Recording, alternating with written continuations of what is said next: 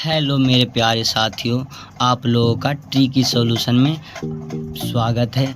आज हम आप लोगों के लिए बेहद अमेजिंग सा ट्रिक लेके आए हैं जो पॉलिटिक्स सब्जेक्ट का है।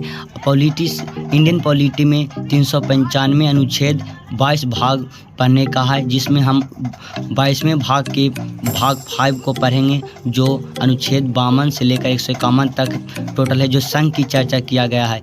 हम आज राष्ट्रपति के पद से लेकर उसके महाभियोग तक की चर्चा करेंगे। आज हम एक अमेजिंग सा ट्रिक लेके आए हैं। ट्रिक ये है मेरे प्यारे साथियों कि पकानी कोका दियो दसम। क्या है? पकानी कोका दियो दसम। पद से हो जाता है राष्ट्रपति का पद। राष्ट्रपति का पद यानी कि राष्ट्रपति का पद क्या होता है? राष्ट्रपति का औपचारिक पद होता है, यानी कि नाम मात्र को होता है। ये सिर्फ नाम मात्र के ही पद होते हैं। ये नाम मात्र के पद जिसको बोलते हैं औपचारिक पद। औपचारिक पद कहाँ से लिया गया है? तो ब्रिटेन से लिया गया है मेरे दोस्त।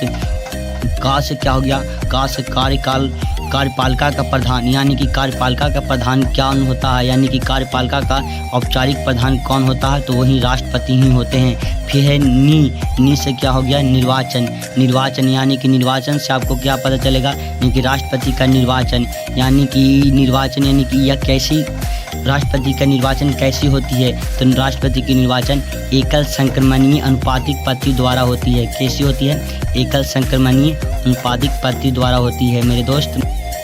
फिर क्या है? कोका से याद रखिएगा कोटा, यानी कि कोटा यानी क्या है? यानी राष्ट्रपति का कोटा, यानी कि उसको इतना अपने कोटा के अनुसार ही वोट लाना होता है, यानी कि उतना उसको लाना ही होता है। उसके अपनी समझिए एक तरह से इज्जत बचाना होता है कि हाँ इतना लाना होता है, नहीं लाएगा तो उसकी समझिए कि उसकी वैल्यू गिर जाती है। फिर का है? यानी का से हो गया कार्यकाल, यानी कि राष्ट्रपति का कार्यकाल। राष्ट्रपति का कार्यकाल 5 वर्षों के लिए होता है। फिर है दियो से हो गया दोबारा निर्वाचन, यानी कि राष्ट्रपति क्या दोबारा निर्वाचन कर सकते हैं? तो हाँ, दोबारा निर्वाचन कर सकते हैं। हमारे भारत के ही एक राष्ट्रपति हैं जो दोबारा निर्वाचित हुए हैं। एक ही राष्ट्रपति बने हैं जो अभी तक दोबारा निर्वाचित हुए हैं। उनका नाम है राजेंद्र प्रसाद। डॉक्टर राजेंद्र प्रसाद जो थे, जो उनको दोबारा निर्वाचित किया गया है। फिर योग्यता उनकी क्या चीज़ योग्यता होनी चाहिए? उनकी कुछ योग्यताएं होती है, जैसे कि वह भारत के नागरिक हों, उनकी आयु 35 वर्ष होनी चाहिए, लोकसभा के सदस्य बनने की योग्यता होनी चाहिए, उनके 50 प्रस्तावक और 50 अनुमोदक होनी चाहिए।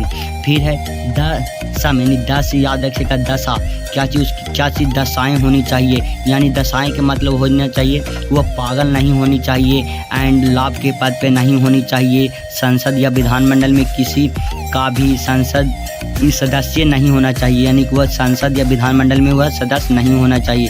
यदि हैं भी तो उसके शपथ लेने के पहले, यानी कि वह संसद की सदस्यता त्यागनी पड़ेगी। उनकी हो गया दशाएँ।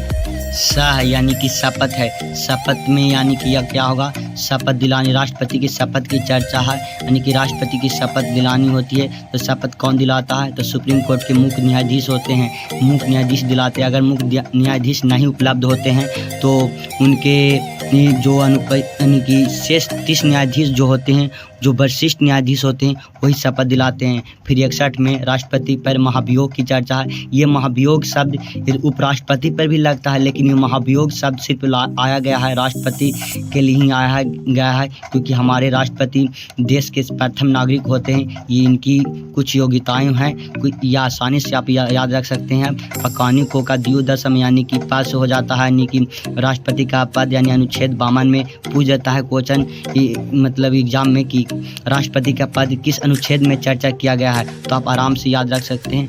आर्टिकल 52 यानी अनुच्छेद 52। का से हो जाता है, यानी कि कार्यपालिका का प्रधान कौन है? निर्वाचन। नी से हो जाता है निर्वाचन। को से हो जाता है कोटा, यानी कि को से हो गया, यानी कि अनुच्छेद 55 में चर्चा किया है। कार्यकाल की चर्चा किस में है? तो 56 में किया गया है। दोबारा निर्वाचन की इसमें किया गया। निर्वाचन की चर्चा राष्ट्रपति की किस में किया गया? तो 57 में किया गया। योग्यता किस में किया गया? 58 में किया गया। दशा क्या है उनकी? 59 में किया गया दशा की चर्चा। शपथ की चर्चा 60 में। महाभियोग की चर्चा 61 में।